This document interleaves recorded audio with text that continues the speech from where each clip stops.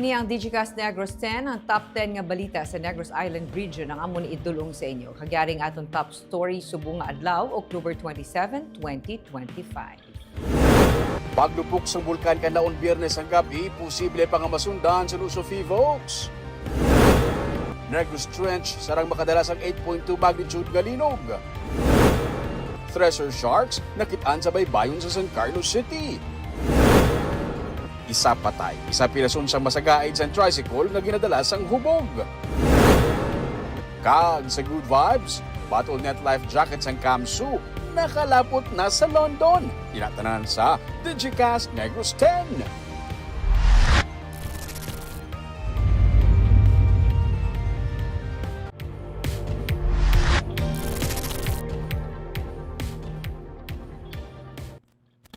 Sa number 10, LPA kag ITCZ nagadala sang ulan sa Negros. As of 2 p.m., ang low pressure area sa sulod sa Philippine Area of Responsibility ang yara na sa baybayon sang Dumaran, Palawan. Magamay ang tsansa nga ang ini mag-develop sa isa ka bagyo sa sulod sang 24 oras suno sa pag-asa. Ang LPA ang naupod sa Intertropical Convergence Zone o kun ITCZ o kun ang pagtabuay sa Northern kag Southern Hemispheres nga nagaresulta sa pag-ulan. Gani ang LPA kag ang ITCZ ang nagadala sang ulan sa malapad nga bahin sang Visayas kag Mindanao, lakip na sa isla sang Negros. Sa Negros, maka-eksperyensya sa magalumon nga kalangitan nga may upod nga lapta-lapta nga pag-ulan kag pagpanaguob nga mahimo magresulta sa baha o kun landslide.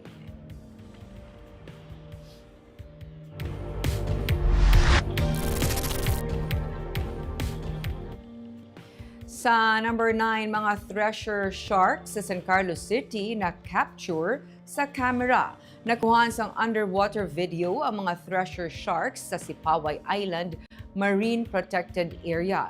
Nanday Lasey Jerry's kag Ronya Trubger kag ang team gikan sa Whispering Palm Sipalay Divers sa October 25. Base sa post ng San Carlos LGU information page, ini ang kabahin sang assessment sang Pacific Environment upod ang SEMO Coastal Resources Management Division.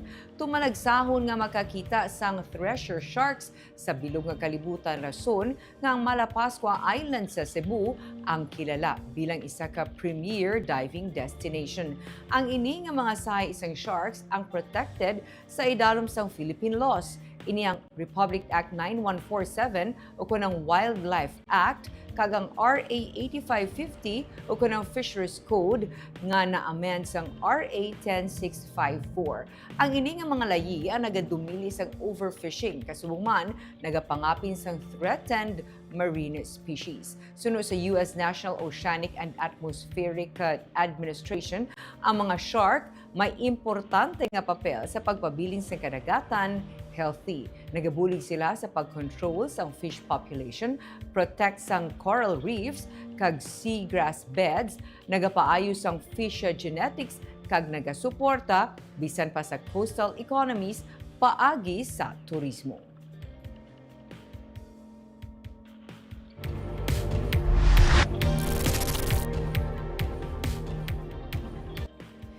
Sa number 8, dorm sa Barangay Estefania, kag 5 ka mga balay sa Barangay 14 sa Bacolod nasunog. Nasunog ang 4 ka panalgan nga dormitory sa kilid sang Carlos Hilado Memorial State University Fortune Town sa Barangay Estefania, Bacolod City. Biyernes ang gabi. Apektado sa sunog ang 25 ka mga boarders sa dormitory. Kalabanan sa ila ang mga estudyante sa Kamsu. Ginabulubanta 4 million pesos ang damage sang sunog.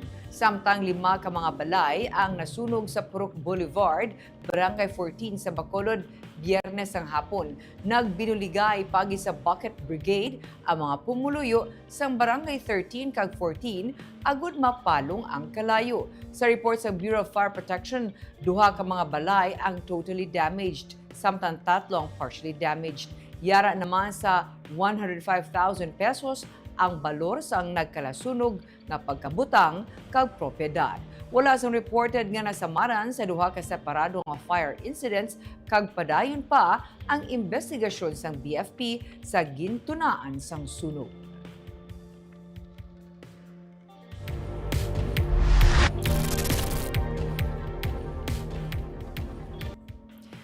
Sa number 7, malapit sa 1 million pesos nga balor sang iligal nga droga nakuha sa Bacolod sang weekend. Miyembro sang LGBTQ+ community kag iyamigo nakuhaan sa 476,000 pesos nga balor sa ginasuspetsuhan shabu sa ginpatigay nga buy-bust operation sa Puro Kabuhi, Barangay 10 sa Bacolod City sang Sabado. Arestado sang katapos ng City Drug Enforcement Unit Sunday alias Bambi kag alias Kanor. Nakuha sa ilang 25 ka sachet sang suspected shabu nga nagabugat sang 70 grams. Lakip ng buy-bust items. Samtang lapit sa tunga sa milyon ka pesos nga balor sang suspected shabu ang nagkumpiskar sa 36 anyos nga subject sang buy-bust sa Purok Sampaguita 3, Barangay Singkang Airport sa Bacolod.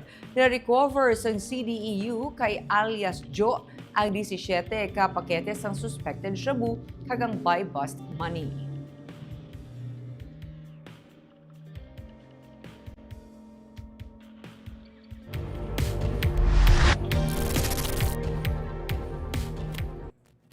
Sa number 6, 17 anyos nga dalagita nga nasapwan patay sa Reclamation area napatay sa kuga. Suno kay Police Brigadier General Arnold Thomas Ibay, Regional Director sa PRO-NIR, asphyxia by ligature o kunang pagkakuga sa biktima ang nangin kabangdanan sang iya nga kamatayon base sa autopsy result. May presensya man sang semilya sa lawas sang biktima nga posible indikasyon nga nahimuslan siya. May duha kung sobra pa ang persons of interest nga padayon nga ginimbestigaran ang sang PNP suno sa kay Ibay. Gintukod na sa Bacolod City Police Office sa Special Investigation Team found dead body agud mapadasig ang investigasyon sa kaso kag may mga CCTV footages nga ginatun-an ang PNP. Nagpasalamat man si Ibay kay Bacolod City Mayor Greg Sataya sa 100,000 pesos nga reward money para sa sinuman nga makahatag sang impormasyon o kung makatudlo sa mga suspect. Sa nagligid nga semana sang masapwan ang bangkay ni alias Freya sa kakugnan sa Reclamation area sa Bacolod nga wala sang pang-idalom nga bayo kag nakahigot ang kamot. Si Freya ang trainee sa isa ka construction material supplier sa Bacolod. Immediately with the information which binigay ko kagad ng instruction si ating city director na to solve this case. No? That's why meron na po tayo created na special investigation team.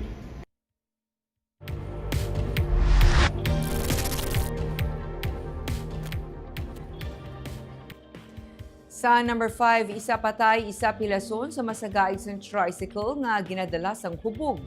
Patay ang isa ka pedestrian, samtang pilason naman ang iaupod matapos ginsagaid sa tricycle nga ginamaneho sa hubog na driver sa Purok Mabinuligon, Barangay Maricalum sa Sipalay City sang Sabado.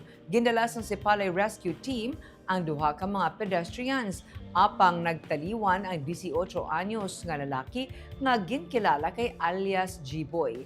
Ginsiling ni Lieutenant Cipriano Lumanog III, ang Deputy Chief sa Sipalay PNP, nakagwa na sa ospital matapos ginbulong ang 22 anyos nga lalaki nga ginkilala naman kay alias Jason. Base sa traffic investigation, papauli na ang duha ka mga lalaki kag nagalakat sa higad sang dalan apang sila ang na-sideswipe sang tricycle nga ginamaneho sang 58 anyos nga driver. Wala nagpondo ang driver nga si alias Edwin kag nagpalagyo. Apang sa follow-up operation, siya nadakpan sang personnel sang Sipalay PNP. Suno kay Lumanog, yara sa impluwensya sa makahulubog nga ilimno ng driver sa tricycle. Detained sa custodial facility sang Sipalay PNP ang driver Kag plano sang pamilya sang soltero nga napatay nga pasakaan siya sang kaso nga reckless imprudence resulting in homicide and physical injury.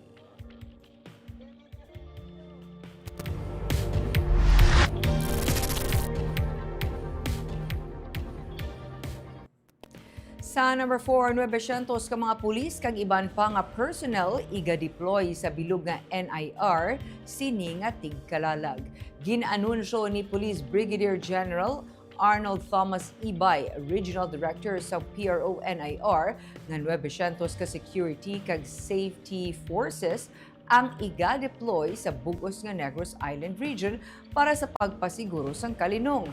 Ang puwersa nagalakip sang PNP, AFP, BFP, Coast Guard kag mga volunteer groups. Dugang pa ni Ibay nga may 186 ka public cemetery kag memorial parks, 23 ka bus stations kag 3 ka airports kag 20 ka seaports ang bantayan sa mga otoridad sa bugos nga rehiyon. Mayara man sang 226 ka police assistance desk kag 56 ka motorist assistance centers nga ipahamtang para magbulig kag masiguro ang seguridad sang publiko.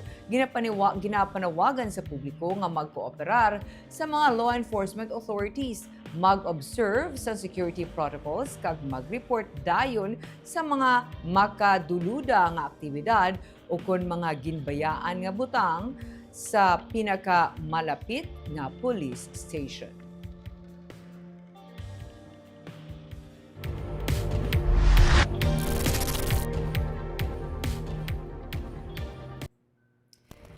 Sa number 3 area malapit sa nag-usmod nga duta sa Sipalay gin-survey.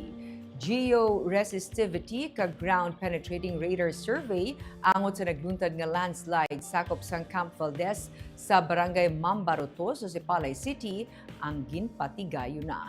Ginpamunuan mismo sa Mines and Geosciences Bureau ang among survey sa tuyo nga ma-assess ang subsurface condition sang lugar. Paagi sa sining nga mga survey, ma-identify ang potential ground instability nga sa palabuton mahimo makatuga sang landslide. Sunod sa CDRRMO Sipalay nga nag-upod man sa pagpatigayon sang among survey, ang datos nga matipon ang magapatod sang soil characteristics kag makadetect sang posible underground anomalies. Inima na magaserbe nga guide sa pagpatuman sang nagakaigo nga tikang lakip ng safety measures para mapangapinan ang apektado nga komunidad. Sa nagligad nga semana, namutika ng mga cracks sa bahing sang bukid sakop sang Camp Valdez lakip ng pag-usmod sang duta. Upod man nga nagbulig sa pagpatuman sang survey ang City Engineering Office, Environment and Natural Resources Office, Bureau of Fire Protection, Philippine National Police, kag ang Barangay Council sang Barangay Mambaroto.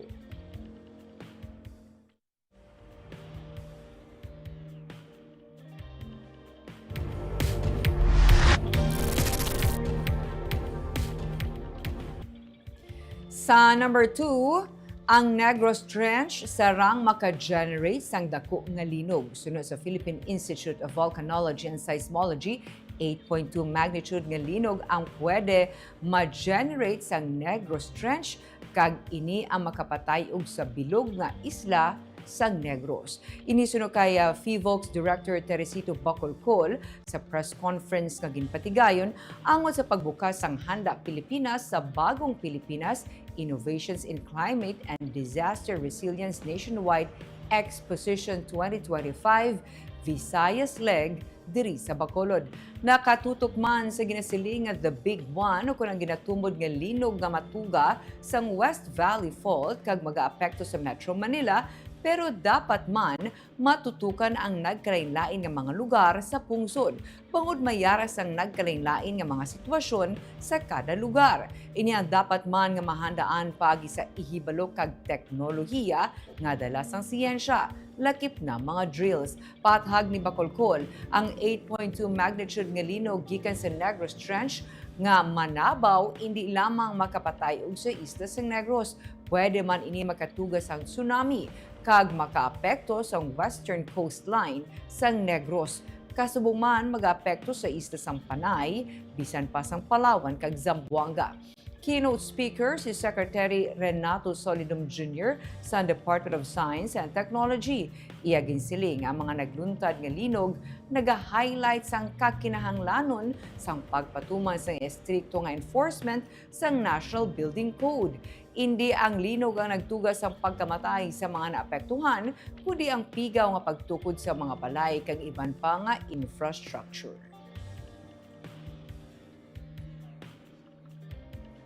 We only have one trench dito, Negros Trench.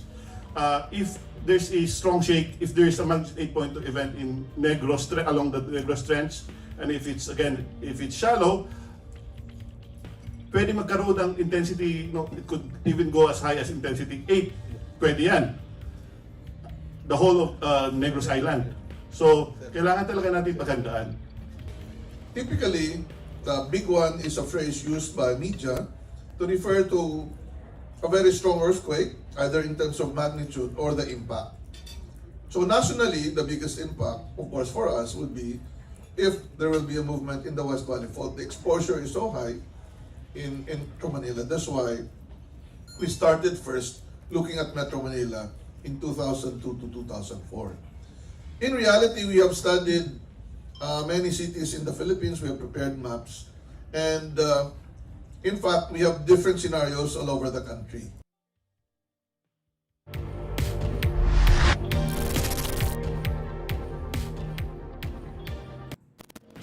Kag sa number 1, posible pa ang sunod-sunod nga mga paglupok sang bulkan Kanlaon. Ini ang sunod sa FIVOX, kasunod sa natabo nga paglupok sang bulkan Biyernes sang gabi. May report si Romeo Subaldo. Ang ini nga paglupok sa bulkan Kanlaon Biyernes ang gabi, posible nga masundan pa. Ining sunod sa kay Teresito Bacolod, ang director sang Philippine Institute of Volcanology and Seismology kon FIVOX. Sa ginpakita sang Kanlaon kung sa diin padayon sa gihapon ng pagbugasin ni sang abo. Parehas na lamang sang Sabado sang aga, posible pa ang paglupok siniliwat kag posible man ang isa ka dako nga lupok. So ang reminder natin is that dapat wag muna sila again, they have to observe yung 4 kilometer permanent danger zone.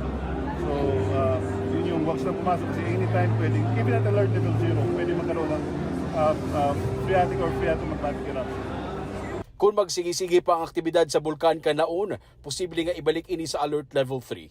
Gani importante nga wala sang tao sa sulod sang 4 kilometer permanent danger zone. Ang ashfall na eksperyensyahan sa 5 ka mga lugar sa palibot sang bulkan. Pinakamadamol sa barangay Mailom sa Bago City. Gani gilayon niya ginsaka sang DRRMO kag sang barangay ang mga residente sa mga purok nga apektado. Kutob sa mga yara sa dalanon, ginmapauli kag gintagaan sang face mask. Pero kasi pwede lang natin masok sa mga face mask kay subuan kasi hindi pa to paton nga supre. Para hindi tama panimuan din. Pagkasunod nga adlaw, may mga porsyon sang dalan sa Mailom nga natabunan na sang abo. Pati mga pananom, may mga abo. Gani ang mga residente, galayon nga nagpanilo sang ilang mga atop. Nagakatuktukan ang atop kon matiniran sa nga supre. Ang mga dalan, ginbasahan sang tubig kag ginsiligan para hindi magpuog ang abo. Kada may salakyan nga maglabay, daw asulang nga nagapuog sang abo. Sunod sa kay punong barangay Melchor Psycho, problema nila kay kontaminado sa kasupre kag abo ang water supply sa barangay kaysa tuburan sila nagakuha sang tubig. Ang iban may bukas nga kuan hindi gid sa kuan bala covered. So possibility nga na dagdagan siya sang abo. Siguro may posibilidad gid nga madagdagan ito sa abo kay open area.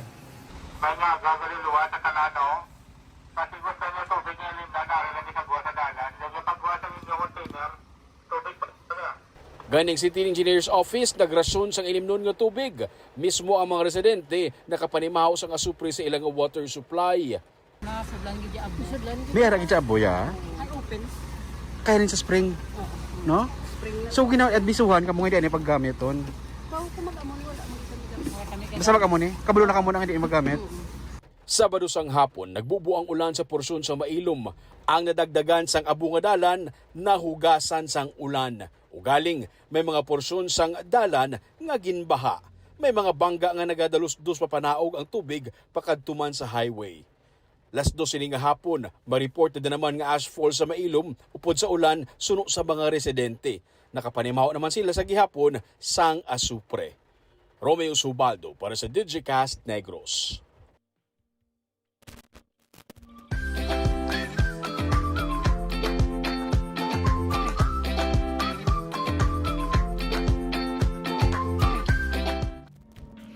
Sa Good Vibes, mga life jacket nga himo sa basura nga produkto sang Carlos Hilada Memorial State University ang nakalabot na sa London para masunod sang iban nga nasyon. Sarang sini mabuligan ang pumuluyo nga hindi malumos sa tion sang kalamidad. May report si Romeo Subaldo. Sa baybay, nagalutaw ang ini nga mga persona nga naka-life jacket. Bisan sa subang ang may currents ang tubig, nagalutaw sa gihapon ang ini nga mga persona nga naka-life jacket sa gihapon. Ang ila life jacket, himo sa daan nga fishnet nga may mga plastic bottles nga unod. Ang pensar taanay nga basura na, amo ang nagbulig palutaw sa ila. Ang iban sa sini nga mga bottles, may unod nga mga ginutod-utod nga mga styro cups. Ini ang ginatawag nga bottle net life jacket sa Carlos Hilado Memorial State University. Sanday Engineer Ray Ramos kag Arlene Visitacion ang sa likod ng sini nga life jacket. Pati baboy kag ido sarang sini mapalutaw sa tubig. Ang nagatahi sa sini nga mga net, mga iloy nga wala sa trabaho nga natagaan nila sa palangabuhian. Mga sewers, mga Nagatahi? employed sa mga women. Babae yan nagatahi, nga mga wala obra. Oo, wala obra. At mga inviting lang na, mga elderly. Mga elderly na gani. So nakahuman na sila ginayan na gani yan. Grabe. Nagatahi. At sino nagatipon sang bottles? May sa school. All ages, may sa school? Oo. Ang project, ginsuguran ni Engineer Ramos gamit ang tarpaulin sadto kada eleksyon, tubtob may nakasuggest nga daan nga mga net na lang ang gamiton. Mga after election damo tarpaulin. So nag-start kami sa tarpaulin. Then may nag-suggest may ang acrylic why not make use of mga fishnet na old. So I made the prototype. Ang nami pagidiri, kaya mga bottle sa sulod sang net, survival kits pa. Pwede masudlan sang tubig, pwede man butangan sang dulce, pati importante nga mga dokumento, pati na imo alahas, pwede masulod diri. Kadalasan yung mga documents. Pasulod mo siya. Documents, jewelries, valuables. So mga importante nga mga bagay sa balay, pwede ko pa siya mabalod kung susukon ko niya siya. Like ang mga titulusan duta, alahas, pasulod ko siya. Wow. Kagang ini nga konsepto, nadala na nila sa London. Ginpa-present sa ila para magamit man sa iban nga pungsod. London? Naka-present kami Global Day, ginapresent sa kami. renovation. Sa London ka muna pa London? Wow, naka pa London. Grabe, ano? Tungkol sinilang, ma'am. Ano ang how do we call this again? Battle net life Battle.net life jacket. jacket. Oo, kahit sa mga Indians, no? Grabe, wala nang siling nila nga, wala na muna pinsar. Nangin posible ini pinaagi sa funding halin sa non-government organizations nga nagbulig sa ila. Isa ini karon sa mga gina-exhibit sa nagapadayon nga Handa Pilipinas para sa Bagong Pilipinas sa SMX Center sa Bacolod. Luyag nila nga dalon ang ini nga ideya sa iban nga mga local government units sa Negros para magluwas nga matinluan na ang palibot, makabulig pagid luwas ang kabuhi. Romeo Subaldo para sa Digicast Negros. Kita naga-shout out sa ating mga live viewers kay Halandoni Marcelo. Good evening, Digicast Negros, watching in La Carlota City. Maricon Gamboa Hayashi, good evening, Miss Barbara, Digicast. Happy Monday from Japanese, Miss Maricon. Gloria Bantige, good evening, Ma'am Barbara. Happy Monday. Happy Monday man, ma'am, sa imo. Jessery Garucha Hivero, mayong gabi, Digicast. Ma'am Barbara, always watching from Saraet, Himamaylan. God bless everyone. Pa-shout out ko lang akon, Bads Fiwi Hevero. Maying hapon. Mirna Garrido Clavel. Good eve, Ma'am Barbara and Digicast Negros watching from Payao, Binalbagan. Of course, good afternoon man kay Sir Romel Mahilom Galyo. Kay Miss Maria Fe Panaga Baredo. Good evening, Digicast Negros. Good evening, Ma'am Barbara, watching from Sipalay City. Janen Somoza, good eve, Digicast, sa imo Miss Barbara. Please pa-shout out kay Francis, kag Chris Raya. Kagamayadon top 10 stories of the day, tubtub was. Ako si Barbara Mijares. Maayong gabi.